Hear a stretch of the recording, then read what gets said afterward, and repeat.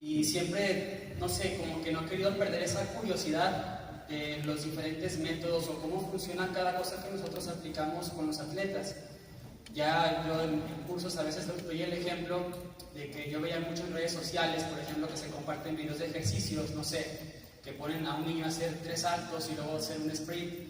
Y siempre la pregunta era, bueno, ¿por qué 3 saltos y por qué no 2? ¿Por qué no 1? ¿Por qué 4? O sea, siempre era esa pregunta que me hacía.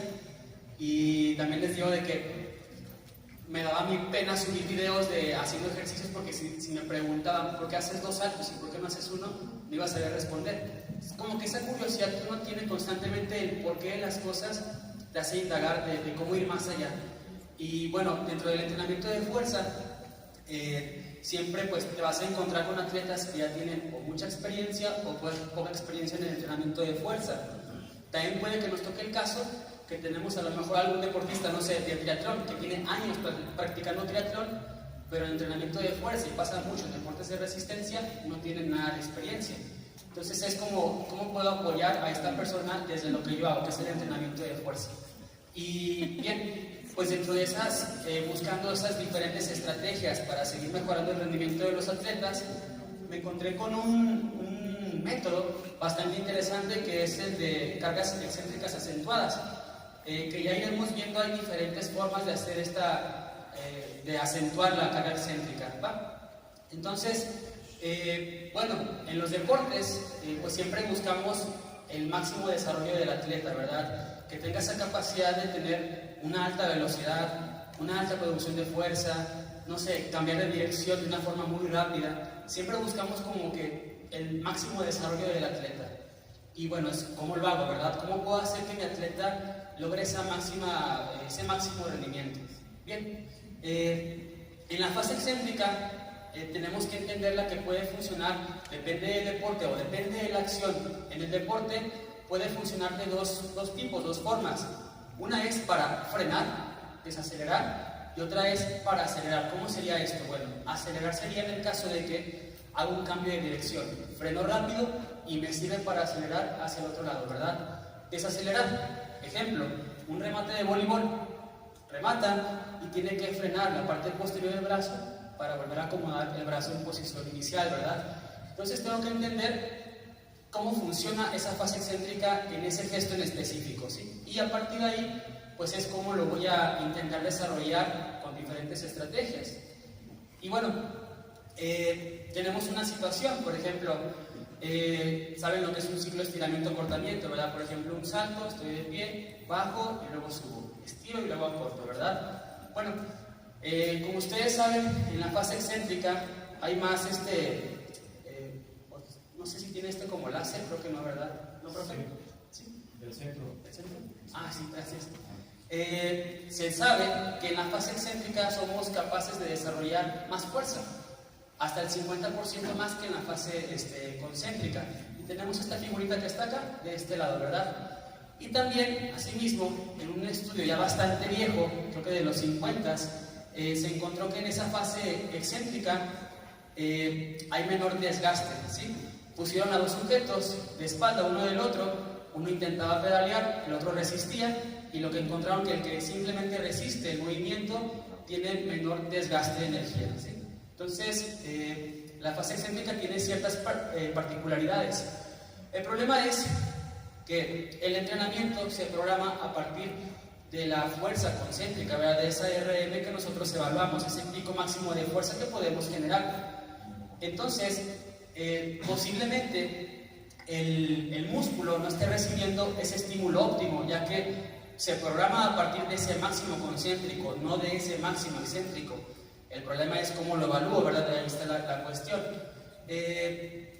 Entonces, ¿qué pasa también? Como la adaptación a esa carga de entrenamiento va a depender de diferentes variables, por ejemplo, la intensidad, el volumen, el descanso y todas esas que nosotros conocemos, pues posiblemente esa fase excéntrica no esté recibiendo el estímulo adecuado, ¿verdad?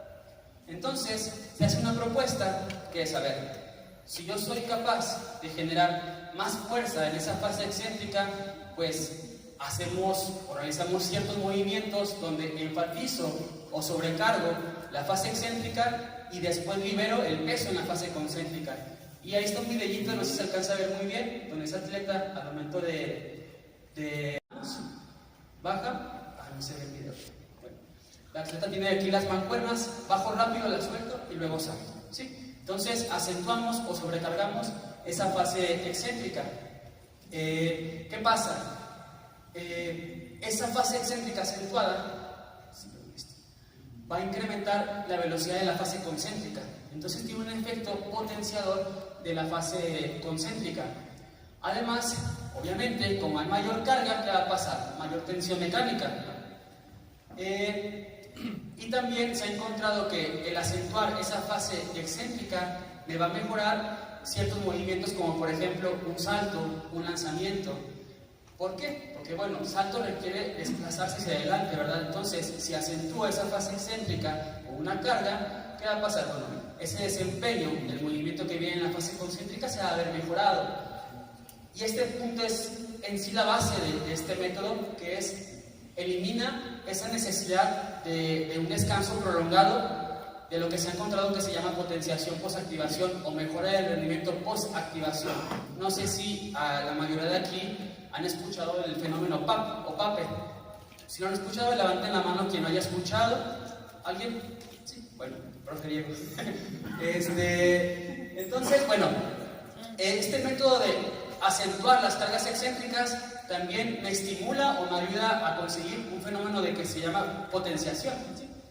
Y bueno, también se puede hacer de esa forma. Ponemos cargas extras en la fase excéntrica y cuando llego al punto de más abajo se liberan esos liberadores de peso y subo con menos carga. ¿Qué pasa? Como bajo con mucho peso, hay una cierta estimulación eléctrica, bueno, del sistema nervioso, de los arcómeros y diferentes cosas que pasan por ahí internamente, y en esa fase concéntrica se va a ver potenciada por esa sobrecarga excéntrica, ¿va? Entonces, este es el clásico esquema del fenómeno de potenciación post-activación. ¿Qué pasa? Bueno, supongamos una serie de sentadillas. Yo empiezo y ¿qué pasa? Como voy haciendo varias repeticiones, me empiezo a cansar por esa serie de sentadillas, ¿verdad? No sé, hago 10 o 12 repeticiones, clásico. Pero ese estímulo, esa actividad condicionante, tiene un efecto potenciador, ¿sí? Después viene un descanso, yo no hago sentadillas y mi rendimiento se va a ver mejorado por ese estímulo condicionante. ¿Cómo se mide entonces? Bueno, hago un salto, podemos medirlo así, un salto CMJ, coloco aquí las manos, salto todo lo que pueda. Después realizo el estímulo o la actividad condicionante y vuelvo a medir el salto. Y va a llegar un punto en el cual ese salto se va a ver potenciado por esa actividad condicionante que yo realicé, ¿sí? Bueno, el chiste es encontrar ese punto y es muy individual, puede ser al minuto, a los 2 minutos, a los 3 minutos, ¿sí? Pero también se sabe que hay 2 ventanas de potenciación y no me van a dejar mentir ustedes si han hecho pesas. No sé, imaginemos una sentadilla, hacemos la primera repetición y como que nos cuesta y más o menos, pero la segunda y la tercera las hacemos más rápido, ¿sí? Entonces hay una ventana que pasa dentro de la serie y otra ventana que está después de que finalizamos esa serie. Y bueno, el chiste, como les digo, es encontrar en este caso el punto óptimo de aquí, pero donde nos vamos a centrar en este caso del excéntrico acentuado es en este punto, lo que pasa dentro de la serie.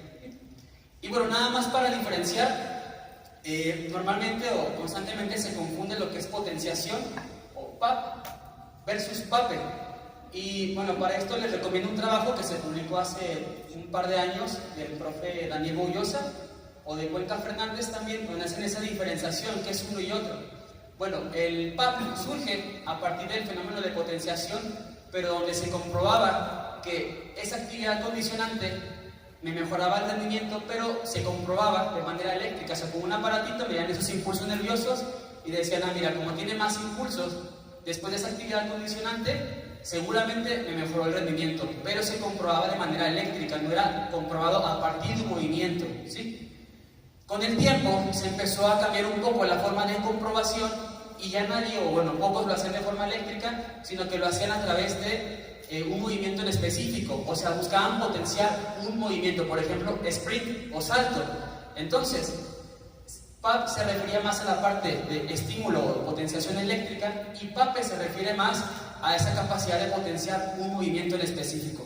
¿Quedó claro la diferencia entre uno y otro? Sí, ya está. Entonces, por ejemplo, medimos sprint, no sé, 10 metros, hacemos sentadillas pesadas y luego hacemos otra vez el sprint y vemos si esa actividad condicionante logró mejorar el rendimiento del sprint, en este caso. Y se sabe que esa capacidad de potenciar la van a afectar diversas variables. Por ejemplo, la actividad condicionante. ¿Qué es la actividad condicionante? Es qué ejercicio utilizo para potenciar. Es obvio, a ver, si yo quiero potenciar el sprint, no voy a hacer un curl de bíceps para potenciar el sprint, ¿no? O sea, ese no me afecta como tal el rendimiento o el movimiento, ¿sí? Tengo que buscar aquel ejercicio o aquella actividad condicionante que tenga a lo mejor algún patrón parecido a lo que es el sprint. Por ejemplo, un hip thrust, ¿sí? O un saltos con carga, ¿verdad? También va a afectar de qué forma estoy verificando si esa actividad condicionante me mejoró o no. No sé, quiero mejorar el salto, pero mi test de verificación es un multi-pull. O sea, no es como tal un movimiento en específico, sino que es algo isométrico, ¿sí? Y por último, la población. Se sabe que los que tienen menos rendimiento o menos producción de fuerza o menos nivel de fuerza máxima muscular tienen menos capacidad de potenciar. También depende del deporte y otros factores, ¿sí? Bueno, este es un estudio. Lo que se hizo fue lo siguiente. Hacían dos tipos de estímulos. Por ejemplo, uno utilizaba el 50% excéntrico y concéntrico, otro el 65% excéntrico y concéntrico, y otro utilizaba cargas excéntricas acentuadas, donde en la fase excéntrica era el 120% de la RM y en la fase concéntrica solamente era el 50%, ¿sí? Y el otro era similar, era el 120% en la fase excéntrica y el 65% en la fase concéntrica en un press de pecho. Bueno, ¿qué se encontró así en resumen de todas estas cositas que tenemos de este lado? Que en las primeras repeticiones, o en la primera y segunda repetición, los que hacían cargas excéntricas acentuadas, en las primeras repeticiones les costaba un poco más hacer el press de pecho, pero después en las repeticiones lo hacían más rápido que los que hacían siempre la misma carga excéntrica y concéntrica, ¿va? Y también encontraron ellos, y eso es muy interesante, que los que tenían menos fuerza relativa eran los que potenciaban menos con las cargas excéntricas acentuadas. Fuerza relativa, como sabemos, es lo que levantas, por ejemplo, en el press de pecho, dividido entre tu masa corporal. Y no sé, por ejemplo, los que tenían 1.8, 1.5 potenciaban más que los que tenían 1 de fuerza relativa. Entonces aquí vamos entendiendo que es fundamental, primero que nada, previo a querer experimentar métodos avanzados, desarrollar fuerza en mi atleta. No quiero irme luego a las cosas más complejas. Y recientemente, bueno, no reciente, pero sí se han visto que hay otras estrategias, porque, a ver, el conseguir esos dispositivos para liberar la carga está medio complicado, ¿no? Mandarlos a hacer y todo. Pero hay otras propuestas, por ejemplo, otra forma de sobrecargar, y tenemos lo que son las bandas elásticas, ¿sí? A ver, las bandas elásticas, ¿qué pasa? ¿O qué es esto de resistencia variable? Es utilizar bandas, sujetarlas a la barra o al sujeto y hacer un movimiento. ¿Qué pasa? En el punto más alto es donde esa banda te ofrece más resistencia, ¿verdad? En el punto más profundo es donde te ofrece menos resistencia. Eso pues es obvio, ¿verdad? ¿Cuáles son las ventajas? Que la velocidad media, lo que se ha encontrado, y potencia son mejores en la fase concéntrica al utilizar bandas elásticas. ¿Y qué pasa? Como hay menos carga en el punto de desventaja mecánica, que es cuando paso del excéntrico al concéntrico, que es como aproximadamente 90 grados de rodillas, como la carga es inferior en ese punto, puedo acelerar más rápido desde la fase inicial de la fase concéntrica, porque hay menos carga en ese punto inicial. ¿Y qué pasa también?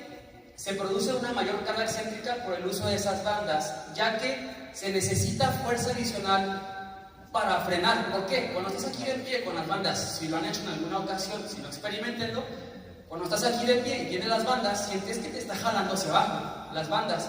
Entonces bajas tú rápido y sientes que las bandas te aceleran todavía más en esa fase excéntrica y tienes que aplicar mucho más fuerza para frenar, y luego ir hacia arriba, ¿va? Entonces, hicieron un estudio o un trabajo donde medían el salto vertical sin bandas elásticas, uno donde utilizaban bandas elásticas con el 20% de la masa corporal de los sujetos y otro con el 30%. ¿Y qué se encontró? Así de forma rápida podemos ver que la altura del salto vertical, ¿qué pasó? Vean, el que utilizaba la misma carga para la fase excéntrica y concéntrica del salto vertical, 38 centímetros. Cuando utilizabas una carga excéntrica acentuada o la resistencia variable de las bandas, el salto incrementó, y cuando utilizabas el 30% de tu masa para hacer ese salto, el salto todavía incrementó un poco más. Y si vemos, todos los que tienen como asterisquitos y crucecitas son los que se encontraron diferencias donde ese salto se vio mejor, el rendimiento, utilizando las bandas elásticas. Y como vemos, todas las variables mejoraron al utilizar esas bandas elásticas. Y ahora aquí tenemos lo que es el movimiento o desplazamiento de la persona al utilizar esas bandas. Vamos a encontrar lo siguiente. Esa que está la primera flechita que apareció ahí, esa primera línea negra, es el salto CMJ sin nada de resistencia de bandas, es el salto normal. Vamos a ver que se dibuja como una V, ¿verdad? Ahora vamos a encontrar el salto utilizando el 20% de la masa del sujeto para hacer ese salto. Y vemos que, vean cómo está un poquito antes cuando finaliza el movimiento. ¿Sí lo alcanzan a ver? Bueno, ahí vamos viendo lo siguiente, que el movimiento, al utilizar bandas elásticas, se termina más rápido, ¿sí? Y eso al final es una variable muy importante para ciertos deportes, por ejemplo voleibol, donde requiere respuestas rápidas para rematar, cambio de dirección. Vemos, al utilizar el 30% de la masa del sujeto en la fase excéntrica, todavía hizo el movimiento más rápido. ¿Lo alcanzan a ver? Sí, ¿verdad? Ahora, ¿qué también se encontró? Ese es el pico de fuerza contra el piso, cuando es la pura masa del sujeto, cuando es el 20% y cuando es el 30%. Ahora, si el movimiento se hizo más rápido y la producción de fuerza es mayor y además el movimiento para saltar es el mismo, ¿qué mejoró? El stiffness, que es la resistencia al movimiento, eso es el stiffness. Entonces, si mejora ese stiffness, ¿qué mejora? La rapidez con la que me muevo, la rapidez para correr también, ¿sí? Entonces, el utilizar bandas elásticas para hacer esos saltos me mejora esa capacidad de resistir el movimiento. Y aquí encontramos, esta gráfica es lo siguiente: el sujeto aquí está de pie, baja para saltar, llega al punto más profundo y luego va hacia arriba, ¿sí? Tenemos acá el desplazamiento y tenemos la fuerza aplicada contra el piso. Entonces tenemos cuando no tiene nada de cargas excéntricas acentuadas, cuando tiene el 20% de su masa y cuando tiene el 30%. ¿Qué encontramos? Que fue un desplazamiento un poco mayor el del 30%, si lo comparamos con el 20%, pero el pico de fuerza es mayor. Entonces el stiffness es mayor en este caso. Y si yo quisiera, ya decíamos, mejorar ese stiffness de mi atleta, esta sería una buena estrategia. ¿Y para qué deporte lo podemos utilizar? Hace rato hablábamos, cuando fue el break, con Renato que está aquí de Valt, sobre como perfiles propios de cada deporte en un salto vertical. Y yo le decía a él que, bueno, hemos encontrado que en natación hay una cierta dificultad para hacer el salto CMJ, porque si nos ponemos a pensar, en natación como tal no hay esa fuerza aplicada contra el piso, ¿verdad? Porque es sobre el agua, ¿sí? Y si ustedes pueden asaltar a un nadador con unas plataformas de fuerza, van a encontrar que su curva se alcanza a reflejar que a él le cuesta mucho esa transición de lo excéntrico a lo concéntrico, ¿sí? Y van a decir, bueno, ¿y para qué le quieres mejorar eso, el salto a un nadador? Porque él no utiliza ese salto o esa forma de saltar. Yo les diría que sí. ¿En qué momento? Cuando hace el giro para luego saltar y ir hacia el lado contrario, cuando salta de la plataforma. Entonces natación se divide en diferentes etapas: cuando haces el giro, cuando entras, cuando nadas y la patada de delfín. La patada de delfín también se ha encontrado que es muy importante el stiffness del cuádriceps. Entonces, si quiero mejorar ese stiffness, ¿qué tengo que hacer? ¿Sí? Si bien natación no hay impacto, pero yo utilizo estos recursos para mejorar el rendimiento en natación. ¿Va quedando claro la idea de acá? Perdón, está bien. También se hizo lo mismo para sprint, en este caso, Salió un poquito chueca el formato de la figura, perdón, pero se hizo prácticamente lo mismo. En este caso fueron sentadillas pesadas y un cierto porcentaje de la carga provenía de las bandas elásticas. ¿Y qué se encontró? Que bueno, se potenció el rendimiento del sprint después de 4 minutos al utilizar bandas elásticas, ¿sí? Y bueno, esta es la figura como tal, donde se refleja que mejoró ese rendimiento de sprint. Y estas son las diferentes estrategias, opciones que tenemos para utilizar esas cargas excéntricas de una forma más acentuada. Tenemos todos estos tipos de posibilidades, y aquí abajo encontramos las posibles adaptaciones a los diferentes métodos que podemos encontrar. Y quiero resaltar algo aquí, pliométrico, ¿sí? Si bien no hay una carga extra, no hay bandas extras, pero salto, ¿sí? Y el hacer ese salto o esa caída acentúa esa fase excéntrica y al final se convierte en un método que me acentúa la fase excéntrica y me mejora, ¿qué decíamos? El stiffness muscular. Y aquí están pues todas las posibles adaptaciones que se han encontrado a las cargas excéntricas. Esto es como tal una pequeña guía, nada más para mostrárselas, sobre cómo utilizar esas cargas excéntricas acentuadas. Por ejemplo, si es un sujeto relativamente débil y te viene aquí como una más o menos idea de que levanta menos de 1.5 de fuerza relativa en bench press, debes empezar con lo más sencillo. En las cargas concéntricas casi con su masa y en las cargas en la fase excéntrica a lo mejor un 20 o un 30%.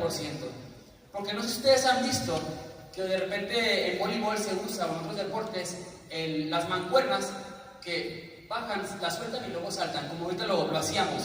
Pero la pregunta es, ¿cuánta carga debo de utilizar para esos ejercicios? Bueno, idealmente se ha encontrado que entre el 20 y 30% de la masa del sujeto es el ideal para mejorar esa fase concéntrica, ¿sí? Y bueno, aquí tenemos, como les decía, el ideal de cuánto utilizar en una fase excéntrica, cuánto en una fase concéntrica, ¿sí? Y bueno, tenemos diferentes excéntricos acentuados, por ejemplo, el submáximo y el supramáximo. El supra es simplemente utilizar en la fase excéntrica más de mi RM y el submáximo es utilizar menos de mi 1 RM en mi fase excéntrica, ¿sí? Sencillo. Hay otra parte, y esto de aquí viene una propuesta, porque se dice que en natación no hay como tal una fase excéntrica, ¿verdad? O sea, si nos ponemos a pensar, al momento de hacer el braceo y eso, no hay una fase excéntrica, se dice, ¿sí? Pero en ocasiones, y eso pasa mucho, se llega a un exceso de querer hacer el entrenamiento demasiado específico en cuanto a los ejercicios de fuerza.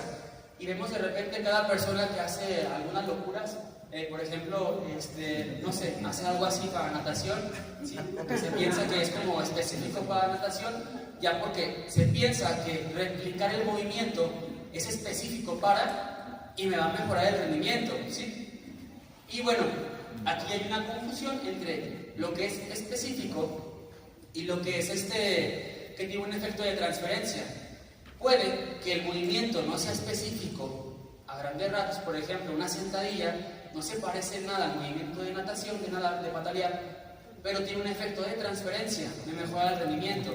Entonces es específico para mejorar el rendimiento y es lo que busco al final yo, ¿sí? Porque a veces utilizan, como les decía, algunos medio extraños, porque se piensa que mejora el rendimiento, pero como tal no se mide si mejoró o no. El otro día con unos amigos trabajábamos con unas chavas de básquet y pues hicimos trabajo de pretemporada y en ese momento no metimos desplazamiento, no metimos nada extraño y estaba otro profe que lleva al varonil de básquet y usaban muchas banditas con giros y luego movimientos de disco y todo y ellos a forma de broma me decían, mira, eso sirve más, se ve que es más parecido al deporte. O sea, estaban así constantemente de que eso es mejor, eso es mejor, eso es mejor. Y pues esos se ven más divertidos que los tuyos. O sea, lo decían de broma, pero yo les dije un día, a ver, sí es cierto, o sea, se ven más parecidos, se ven más divertidos, se entretienen más los atletas, pero ¿cómo sabes cuánta transferencia o cómo sabes cuánto mejoró el rendimiento? Sí, para empezar, el profe ni siquiera evaluó. O sea, no evaluó nada al inicio de la pretemporada. Entonces, ¿cómo sabe si lo que está haciendo él mejoró el rendimiento o no? Entonces, desde ahí, por ejemplo, lo que decía el profe Pedro, de una evaluación inicial, una evaluación final, Y podemos utilizar yo mis ejercicios, en los suyos, y ver pues cuáles mejoran más, ¿verdad? Si los específicos o los generales. Y bueno, como decíamos, a lo mejor puede que los específicos que él utiliza sí funcionen, pero depende de la combinación, en qué momento de la temporada, con qué ejercicio va antes, qué ejercicio va después. Depende de muchos factores para que a lo mejor eso funcione o tenga un efecto de transferencia, que es al final lo que buscamos. Bueno, y con esto que les decía, sale bueno, quiero mostrar esta parte donde se estudió, por ejemplo, un salto con carga, con la barra acá atrás.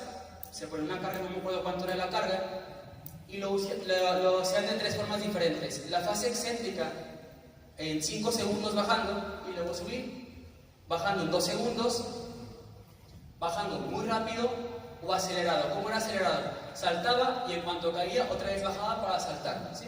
¿Qué se encontró? Bueno, que la fase concéntrica se veía mejorada cuando el movimiento o la fase excéntrica se realizaba a la máxima velocidad, con la máxima intención, ¿sí? Se utilizaron diferentes cargas, el 30, el 50 y el 70%.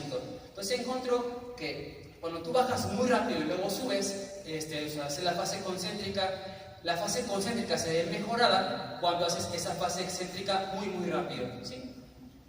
Pero bueno, es obvio también, con cargas muy altas, no sé, imagínense una sentadilla con el 80-90% de tu máximo, si quieres bajar muy rápido, no te va a dar, o sea, tú lo controlas porque sabes que te vas a quedar abajo y no lo vas a hacer muy rápido, pero con cargas más ligeras sí lo puedes hacer más rápido. Entonces se encontró que esa de hacerlo muy rápido, la bajada y la subida, y también la acelerada en cuanto caías, luego saltabas otra vez, era donde se encontraba mejor este resultado, ¿sí? Y por último, también salió hace poco, fue en el 2024, se encontró que el perfil carga-velocidad, no sé si ustedes estén relacionados con ese concepto o esas figuras, pero se las explico a grandes rasgos. Es un test progresivo incremental o un ORM que hacíamos, por ejemplo, para un press de pecho o una sentadilla, ¿sí? ¿Qué se hacía? Empezamos con una carga muy ligera, vamos incrementando el peso hasta encontrar la máxima carga que puede desplazar, ¿sí?